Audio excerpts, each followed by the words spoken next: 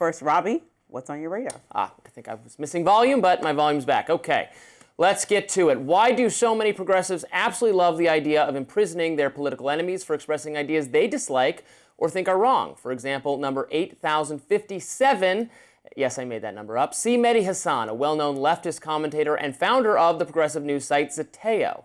Hasan wants to elect far-left Democrats and defeat Trump and the Republicans. No surprises there.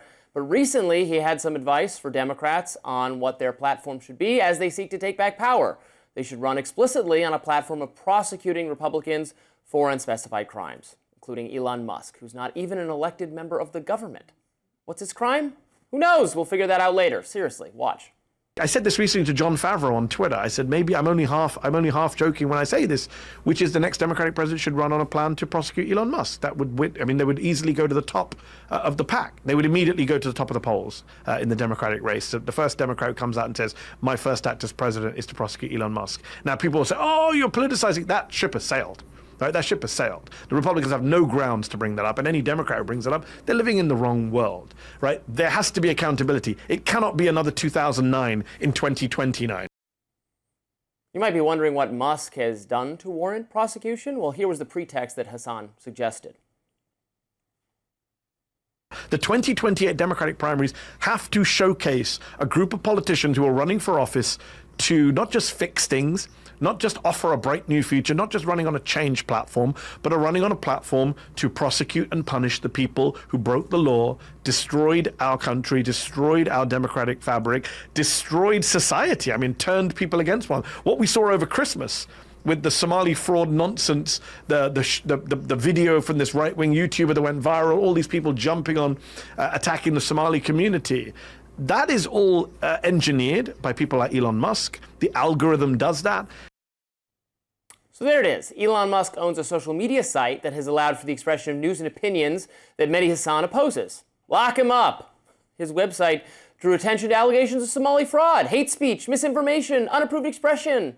This is the world progressives would have you live in, one in which you were censored for calling attention to stories that they don't want you to hear, one in which the people who provided unfettered access to alternate perspectives face prosecution. Here I was thinking free speech was a progressive value? I guess not anymore. And notice, of course, how Mehdi Hasan cites the Nick Shirley video as evidence that he can write off the entire Somali fraud story as, quote, nonsense. I'm sorry, but even if you're not entirely persuaded by Shirley's video, which, to be clear, has faced some reasonable pushback concerning the timing of his visits to the daycares, where they'd already been closed down or whether they were under investigation, so on, you can't just say the whole story is nonsense. Even from the state government's view, they did investigate and shut down Somali-run daycares that were receiving government funding. That's on top of the healthcare and the nonprofit-related fraud, of which there are already dozens of prosecutions, mostly of Somalis. Sorry if that's inconvenient for whatever narrative you're trying to advance there, Mehdi. By the way, Mehdi is the author of a book called Win Every Argument, The Art of Debating, Persuading, and Public Speaking.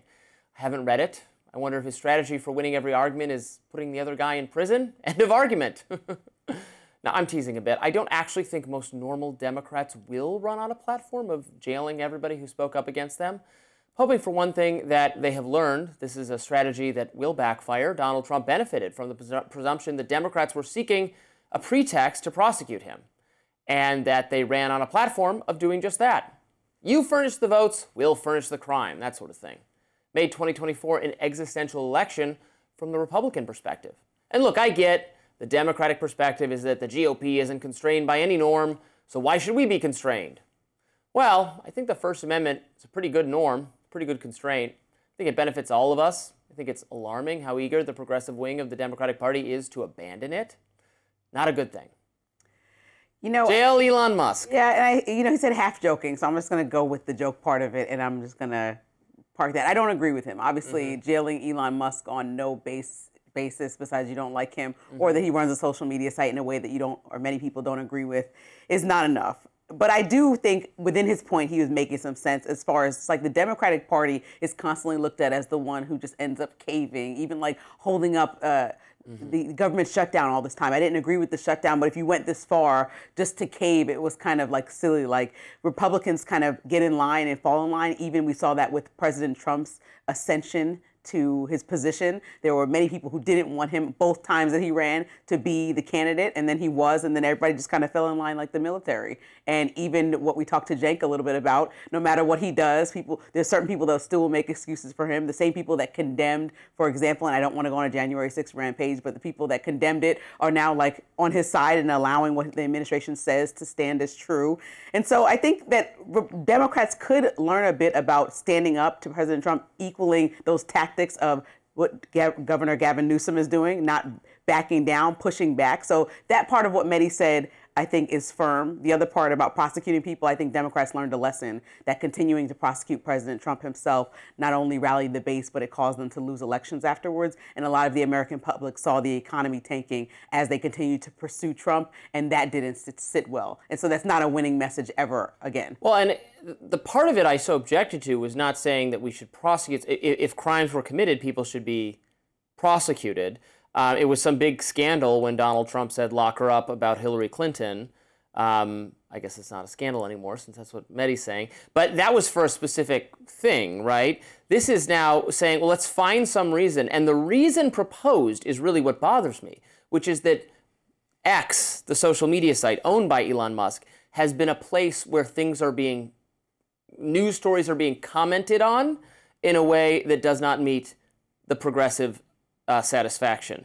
Isn't that's what's really alarming to me? Not that if he said we're going to investigate the contracts for whatever government things that Elon got or whatever, like, okay, that's going to get investigated. Well, but it was about speech. And I think sometimes people say things on the campaign trail that they know will rally up the base that's really tired of constantly getting bulldozed by the Trump administration. So saying something like lock Elon Musk up or lock her up, even in the case of Hillary, may rally some people. So that's Mehdi's idea. You don't go forward through your entire presidency. I thought progressives were trying to lock mad people up. that Trump and the FCC have made threatening comments about what kind of programming ABC can have and so on and so forth, and late night, that whole thing. But now we should put in prison the owner of a social media site. Well, you said that in your radar, you said that you don't think most Democrats think that. Mehdi Hasan was obviously saying something outrageous. I hope most Democrats don't listen to what progressives want them to do, because what progressives want them to do is dangerous and illiberal. That's really what. And I also, on the Somali point, I think that two things don't need to be mutually exclusive. Like, you can bring up how much fraud happened in Minnesota and point out how bad it was, but you also know that Elon Musk is fueling a lot of this vitriol that's targeting an entire ethnic group, and that's not acceptable. And so when he is running a platform and can easily amplify his own negative thoughts, as well as the people who support his negative thoughts, because we don't know what's going on in the algorithm and how he propels certain voices.